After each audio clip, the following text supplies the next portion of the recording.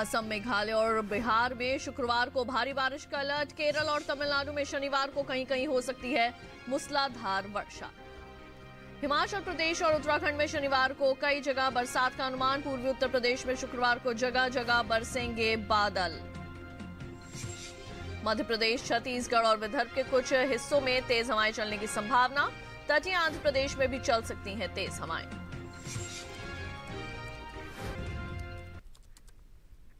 नमस्कार, आप देख रहे हैं दूरदर्शन किसान मौसम खबर में। आप सभी का स्वागत है। मैं हूं ज्योत्सना टंडन। मौसम खबर में जानेंगे आगे आने वाले दिनों में कहां होगी बारिश, कहां रहेगा मौसम साफ, कैसी रहेगी तापमान की स्थिति, साथ ही किसानों के लिए कृषि सलाह भी। शुरुआत करते हैं आज की खास खबरों के साथ।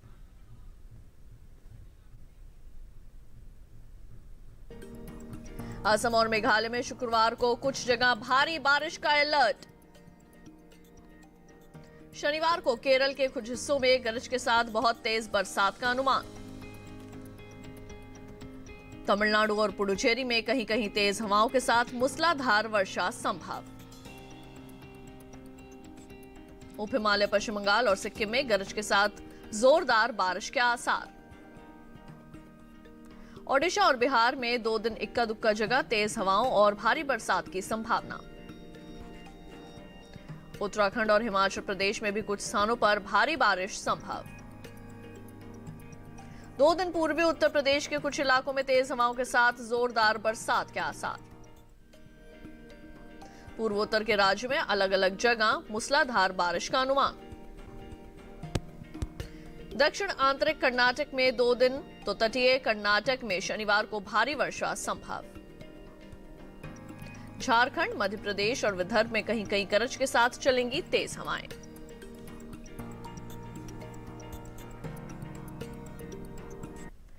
उत्तर के पहाड़ी और मैदानी इलाकों में बारिश का अनुमान है। पूर्वी भारत में बरसात होगी। इसके अलावा पश्चिमी राज्यों में भी बारिश के आसार नजर आ रहे हैं। दक्षिण भारत में भी बादल बरस सकते हैं। 2 दिन कैसा रहेगा बारिश का हाल, देखते हैं इस रिपोर्ट में।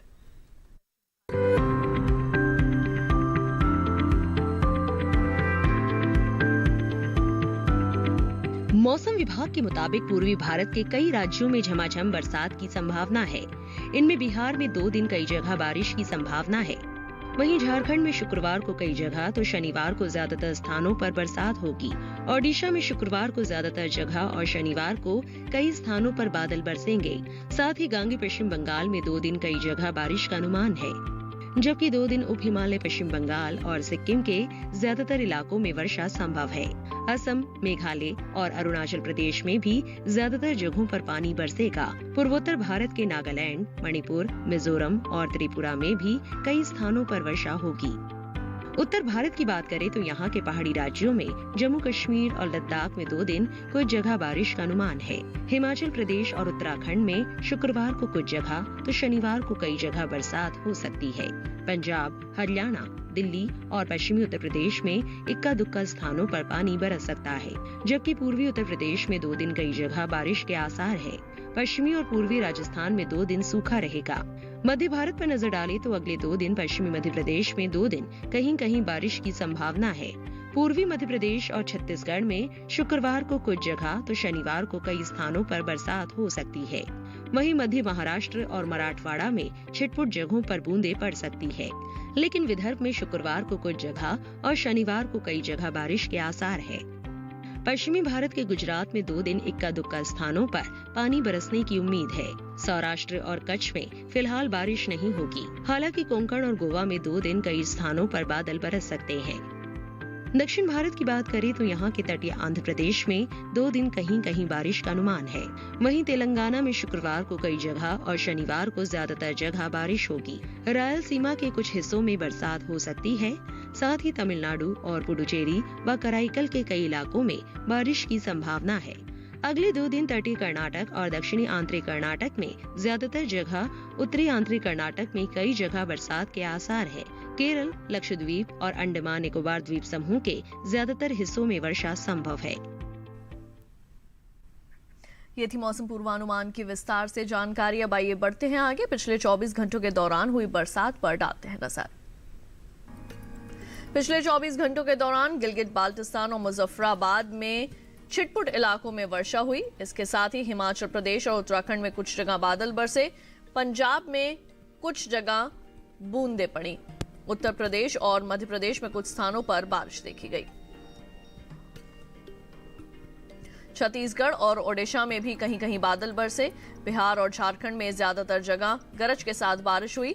असम, मेघालय और अरुणाचल प्रदेश में अधिकतर स्थानों पर झमाझम बादल बरसे तो गांगे पश्चिम बंगाल में कई जगह। इसके साथ ही उप हिमालय, पश्चिम बंगाल और सिक्किम में ज्यादातर इलाकों में वर्षा हुई। नागालैंड, मणिपुर, मिजोरम और त्रिपुरा के भी कुछ स्थानों पर पानी बरसा।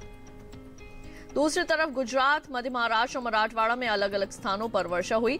पिछले 24 घंटों के दौरान विदर्भ, कोंकण और गोवा के भी कुछ इलाकों में हल्की से मध्यम बारिश हुई। तटीय कर्नाटक और केरल में ज्यादातर जगह बारिश हुई। तटीय आंध्र प्रदेश के कई हिस्सों में बादल बरसे। तेलंगाना में अधिकतर स्थानों पर वर्षा हुई। तमिलनाडु और पुडुचेरी सहित कराईकल में इक्का दुक्का जगह पानी बरसा है। इसके साथ ही अंडमान और निकोबार द्वीप समूह में ज्यादातर जगह बरसात हुई। और अब आइए बात करते हैं तापमान की स्थिति की। सबसे पहले जानेंगे अधिकतम तापमान। जम्मू कश्मीर, लद्दाख, गिलगित, बाल्टिस्तान और मुजफ्फराबाद में कुछ जगह अधिकतम तापमान सामान्य के मुकाबले 3 से 5 डिग्री ऊपर रहा। उधर ओडिशा और गांगे पश्चिम बंगाल के कुछ हिस्सों में अधिकतम तापमान सामान्य की तुलना में 3 से 5 डिग्री ज्यादा दर्ज किया गया। मध्य महाराष्ट्र में कहीं कहीं अधिकतम पारा सामान्य की तुलना में 3 से 5 डिग्री ऊपर आका गया है। इसके साथ ही तटीय आंध्र प्रदेश में भी कुछ जगह इसी तरह का तापमान देखने को मिला। जबकि कोंकण और गोवा के ज्यादातर इलाकों में अधिकतम पारा सामान्य से 1.5 से 3 डिग्री ज्यादा रहा। विदर्भ में भी ज्यादातर जगह अधिकतम तापमान में 1.5 से 3 डिग्री का इजाफा हुआ है। इसी तरह पूर्वी राजस्थान, पंजाब, हरियाणा और दिल्ली में भी कुछ जगह अधिकतम तापमान सामान्य की तुलना में 1.5 से 3 डिग्री ऊपर मापा गया। और इस बीच देश में सबसे ज्यादा तापमान पश्चिमी राजस्थान के गंगानगर में 40.2 डिग्री सेल्सियस रिकॉर्ड किया गया। और अब आइए जायजा ले लेते हैं न्यूनतम तापमान की स्थिति का। जम्मू कश्मीर में कई जगह न्यूनतम तापमान सामान्य के मुकाबले 3 से 5 डिग्री ज्यादा रहा। हिमाचल प्रदेश में इक्का दुक्का स्थानों पर न्यूनतम पारा सामान्य की तुलना में 1.5 से 3 डिग्री अधिक दर्ज किया गया। पंजाब में कई जगह, राजस्थान, पूर्वी मध्य प्रदेश और पूर्वी उत्तर प्रदेश में भी कहीं कहीं न्यूनतम पारा 1.5 से 3 डिग्री ऊपर रहा। जबकि तटीय आंध्र प्रदेश, तमिलनाडु, पुडुचेरी और कराईकल के कुछ भागों में न्यूनतम पारा सामान्य के मुकाबले 1.5 से 3 डिग्री नीचे आया है। पश्चिमी मध्य प्रदेश में भी कहीं कहीं न्यूनतम तापमान में 1.5 से 3 डिग्री तक की कमी देखी गई। इस दौरान देश के मैदानी इलाकों में सबसे कम तापमान गुजरात के वलसाड़ में 19 डिग्री सेल्सियस रिकॉर्ड किया गया। बुलेटिन में वक्त हो चला है एक छोटे से ब्रेक का। ब्रेक के बाद जानेंगे कैसे करें बागों की रोपाई और देखभाल। देखते रहिए दूरदर्शन के साथ।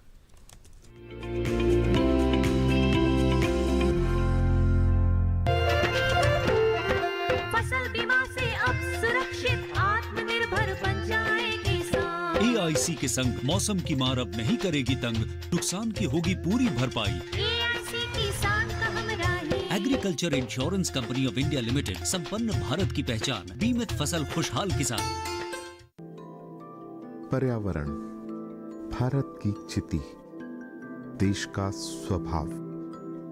भारत में पर्यावरण सिर्फ जलवायु नहीं, आबो हवा नहीं, सिर्फ पेड़ पौधे, नदी पर्वत नहीं। भारत में पर्यावरण एक जीवन शैली है, सिर्फ लौकिक नहीं बल्कि दिव्य भारत का आईना। आइए आपका परिचय कराते हैं ऐसी ही कुछ परंपराओं से, इन्हीं जीवन मूल्यों से। कार्यक्रम प्रकृति उत्सव रिविजिटिंग इंडियन एनवायरनमेंट ट्रेडिशन देखिए हर गुरुवार सुबह 7:30 बजे सिर्फ डीडी किसान पर।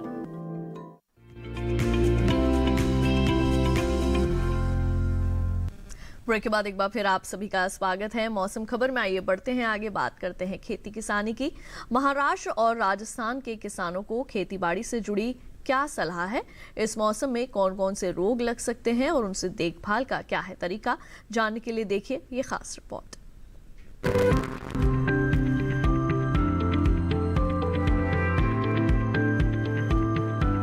महाराष्ट्र के रत्नागिरी, रायगढ़, थाने, पालघर और आसपास के जिलों में धान की फसल में 5 सेंटीमीटर जल स्तर बनाए रखें और नाइट्रोजन उर्वरक की दूसरी डोज दें। रागी की फसल में भी जरूरत के हिसाब से उर्वरक का दूसरा डोज डालें।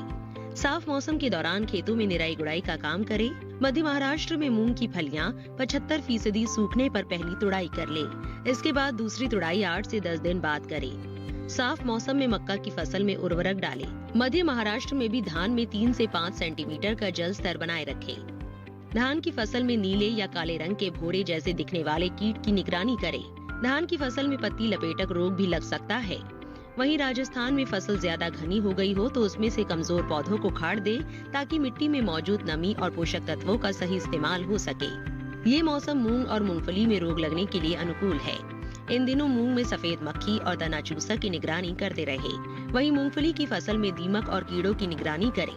अगर किसी तरह का नुकसानदायक कीट दिखाई दे तो विशेषज्ञ की सलाह से दवा का छिड़काव करें।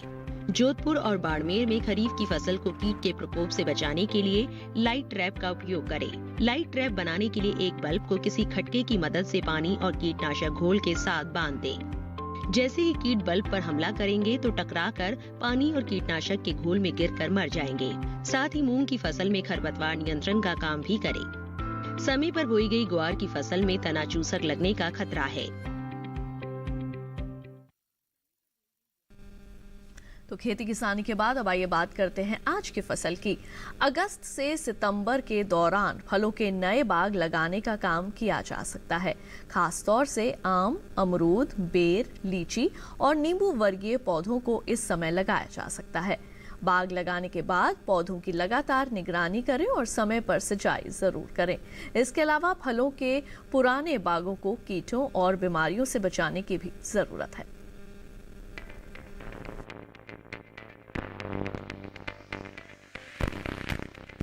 नए बाग लगाने के लिए 3 फुट लंबे और 3 फुट चौड़े गड्ढे खोदने होंगे। इसके बाद गड्ढे की ऊपरी मिट्टी ले और फिर उतनी ही मात्रा में गोबर की सड़ी खाद मिला दें। इस मिश्रण में 2 किलो जिप्सम भी डालें। जिन इलाकों में दीमक लगने का खतरा रहता है, विशेषज्ञों की सलाह पर उचित दवाओं का छिड़काव करें। सितंबर माह के दौरान बेर की भी रुपाई की जा सकती है। रुपाई के लिए पौधे निकालने से पहले फालतू पत्तों को उतार दे। 2 पौधों के बीच का फासला 27 फुट रखें। इस तरह 1 एकड़ में 72 पौधे लगाए जा सकेंगे। नए बागों में 17 दिन के अंतराल पर सिंचाई करते रहे। अगर आप अमरूद लगाना चाहते हैं तो किस्मों का चुनाव सोच समझ कर करें। इस मौसम में हिसार सफेदा, हिसार सुरखा, इलाहाबादी सफेदा, बनारसी सुरखा, लखनऊ 49, ललित और सरदार जैसी किस्मों का चुनाव किसान कर सकते हैं। अमरूद के नए बागों की लगातार देखभाल करते रहें और जरूरत पड़ने पर सिंचाई कर लें। आम के बागों में सितंबर के दौरान गमोसिस रोग का खतरा बना रहता है। अगर आपका बाग 10 साल पुराना है और उसमें ये रोग लग गया है तो बचाव के लिए पेड़ के तने से 1 मीटर की दूरी पर चारों ओर गोल गड्ढा खोदे और एक निश्चित मात्रा में जिंक सल्फेट, कॉपर सल्फेट, बुझा चूना और बोरेक्स को मिट्टी में मिलाकर उपयोग करें। बारिश न होने पर तुरंत हल्की सिंचाई कर दें। और भैया आपको मौसम के अनुसार खेती की कुछ खास बातें बता दें। उत्तराखंड में बारिश की संभावना को देखते हुए कीटनाशक और दवा का छिड़काव न करें। बरसात को देखते हुए उत्तराखंड में फिलहाल बुवाई टाल दें। फसल में जल भराव न होने दें। पर्याप्त जल निकासी की व्यवस्था करें। उत्तराखंड में रसायन और उर्वरक का इस्तेमाल भी साफ मौसम में करें। धान के खेत में हाथों से खरपतवार निकालें। अदरक की जड़ों को मिट्टी चढ़ाने का काम करें। बरसाती अमरूद को फल मक्खी से बचाने की व्यवस्था करें। फल मक्खी से अमरूद को बचाने के लिए जाल लगा सकते हैं। फलों के छोटे पौधों को छड़ी के सहारे बांधें। इन दिनों अमरूद के पौधों की जड़ में चूसक लगने का खतरा है।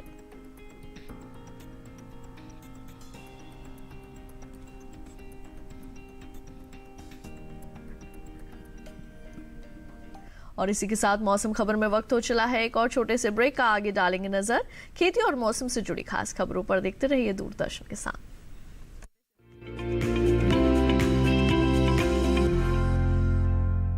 जानेंगे क्या है किसानों का हाल।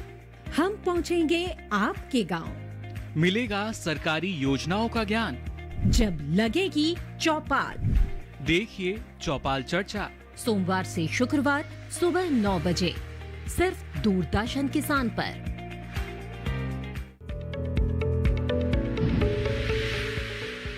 खुशहाल होंगे खेत, पशु रहेंगे स्वस्थ, सरकारी स्कीम का होगा लाभ।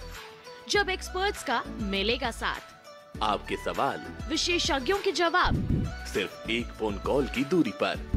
देखिए किसानों का अपना प्रोग्राम हेलो किसान, सोमवार से शुक्रवार शाम 6 बजे से सिर्फ दूरदर्शन किसान पर।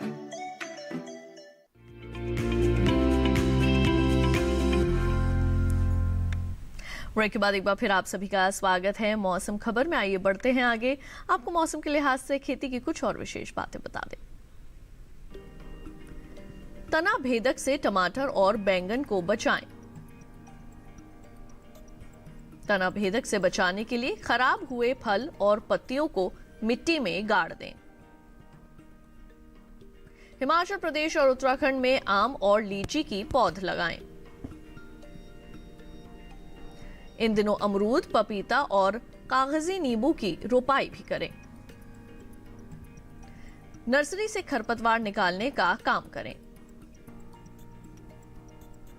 अनार के बागानों में भी खरपतवार न जमा होने दें। बागानों की सफाई का ध्यान रखें और निराई गुड़ाई करते रहें। बागानों और नर्सरी में रोग और कीटों की निगरानी करें। मध्य पहाड़ी क्षेत्र में पके हुए सेब की तुड़ाई समय पर कर लें। तुड़ाई के बाद सेबों को सुरक्षित जगह पर रखें।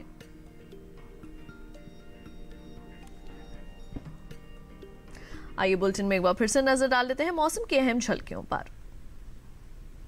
असम और मेघालय में शुक्रवार को कुछ जगह भारी बारिश का अलर्ट। शनिवार को केरल के कुछ हिस्सों में गरज के साथ बहुत तेज बरसात का अनुमान। तमिलनाडु और पुडुचेरी में कहीं कहीं तेज हवाओं के साथ मूसलाधार वर्षा संभव। उप हिमालय, पश्चिम बंगाल और सिक्किम में गरज के साथ जोरदार बरसात की उम्मीद। ओडिशा और बिहार में 2 दिन इक्का दुक्का जगह तेज हवाओं और भारी बरसात का अनुमान। उत्तराखंड और हिमाचल प्रदेश में भी कुछ स्थानों पर भारी बारिश की संभावना। 2 दिन पूर्वी उत्तर प्रदेश के कुछ इलाकों में तेज हवाओं के साथ जोरदार बरसात के आसार। पूर्वोत्तर के राज्यों में अलग अलग जगह मूसलाधार बारिश का अनुमान। दक्षिणी आंतरिक कर्नाटक में 2 दिन तो तटीय कर्नाटक में शनिवार को भारी वर्षा संभव। झारखंड, मध्य प्रदेश और विदर्भ में कहीं कहीं गरज के साथ चलेंगी तेज हवाएं। और अब चलते चलते एक नजर अगले 4 दिनों के लिए 9 शहरों के तापमान पर।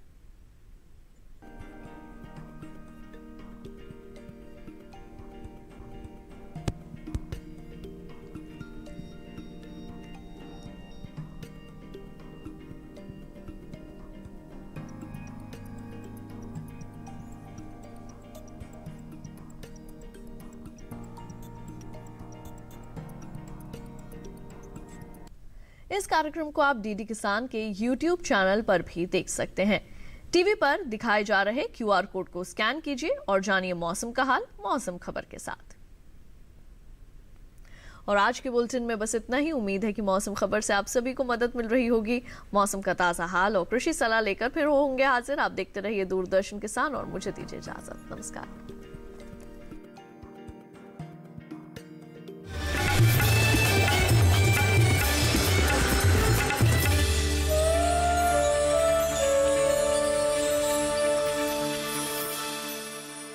इंडिया लिमिटेड, संपन्न भारत की पहचान, बीमित फसल, खुशहाल किसान।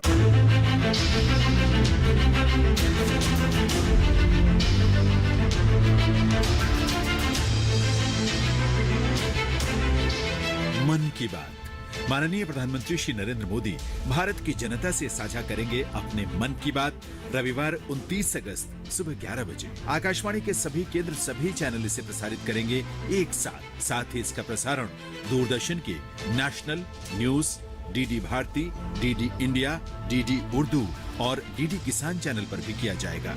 तो याद रखें, रविवार 29 अगस्त सुबह 11 बजे मन की बात। सीमा जी, एक तरफ बेटी बचाओ बेटी पढ़ाओ, जहां हम चाहते हैं कि हमारे बच्चे और खासतौर से लड़की शिक्षित हो, लेकिन दूसरी तरफ क्या आपको नहीं लगता है कि बेटे को पढ़ाओ, बेटे को समझाओ, ये एक मानसिकता का कैंपेन भी आवश्यकता है आज? ऐसा कुछ नहीं है। देखिए, बेटी बेटे में अब तो कोई फर्क ही नहीं है, नियम में न कानून में। आप भी बेटी हो, मैं भी। ग्रामीण क्षेत्र में भी हाँ बिल्कुल है, ग्रामीण क्षेत्र में भी है। इसलिए है कि अब फर्क समझ में आ गया है कि बेटी बेटे में कोई फर्क नहीं होता। जो फर्क था वो दकिया सोनी विचारधाराओं को लेकर के था, उनमें भी अब काफ़ी संशोधन आया है। सुनिए मेरी कहानी, मेरी जुबानी, डीडी किसान के खास कार्यक्रम नेत्री में।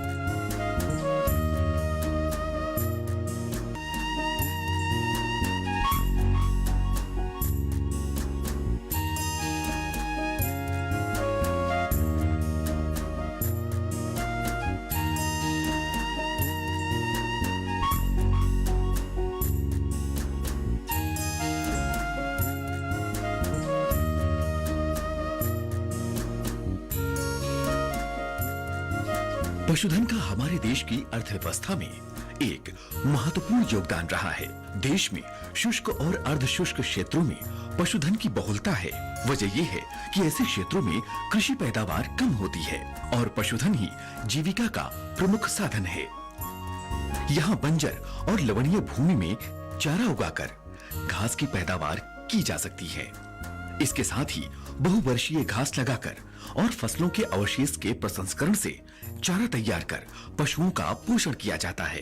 इन्हीं बातों को ध्यान में रखते हुए चारागाह और चारे की उन्नत प्रजातियों के विकास, उनका सस्य प्रबंधन और अनुरक्षण के लिए भारत सरकार ने झांसी में भारतीय चारागाह एवं चारा अनुसंधान संस्थान की स्थापना की। झांसी में इस संस्थान की स्थापना करने का मुख्य कारण यहाँ सभी प्रमुख चारा घासों का पाया जाना भी था।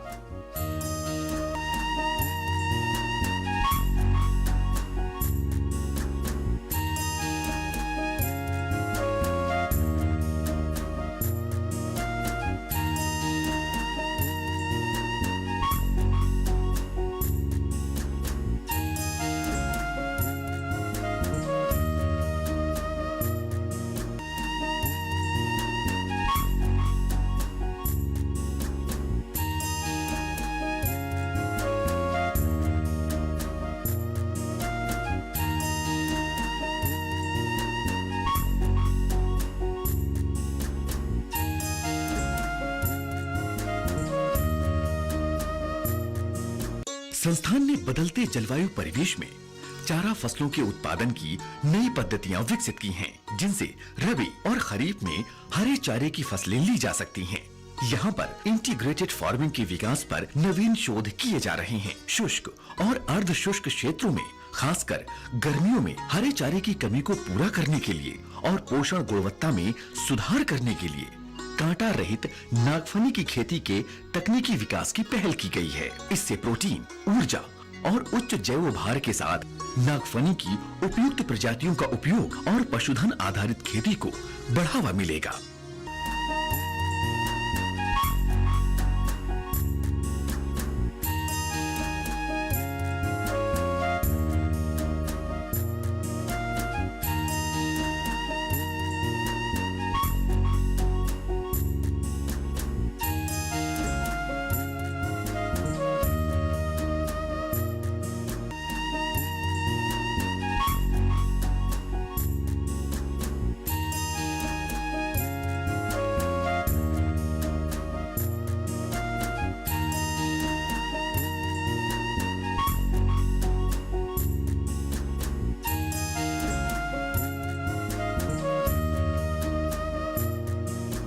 अनुसंधान और विकास के क्षेत्र में संस्थान विभिन्न राष्ट्रीय संस्थाओं के साथ अंतरराष्ट्रीय संस्थाओं के सहयोग से भी कार्य कर रहा है। भारतीय चरागाह एवं चारा अनुसंधान संस्थान अपनी नवीन तकनीकों और प्रौद्योगिकियों की सहायता से लगातार पशुपालकों को गुणवत्तापूर्ण चारा उपलब्ध करवाने और दुग्ध उत्पादन में वृद्धि करने की मुहिम में प्रयासरत है।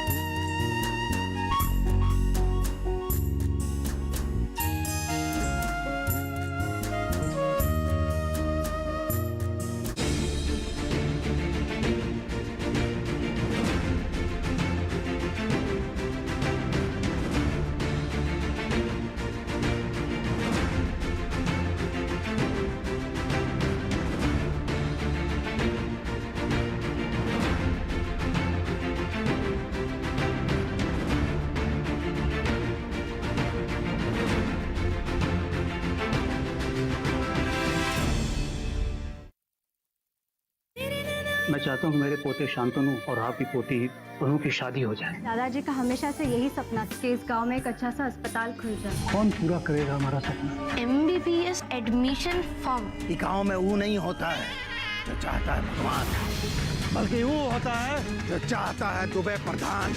मैं आपको डॉक्टर बनकर ही दिखाऊंगी। इस गांव में एक अच्छा सा अस्पताल खोलूंगी और आपका सपना पूरा करूंगी।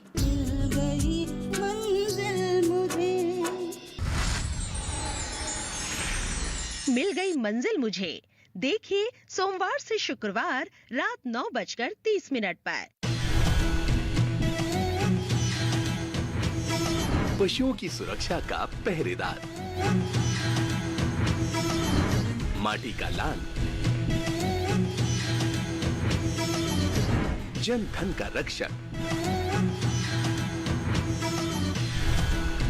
अपना पशु चिकित्सक, केवल दूरदर्शन किसान पर। साईं बाबा हिंदू है या मुसलमान?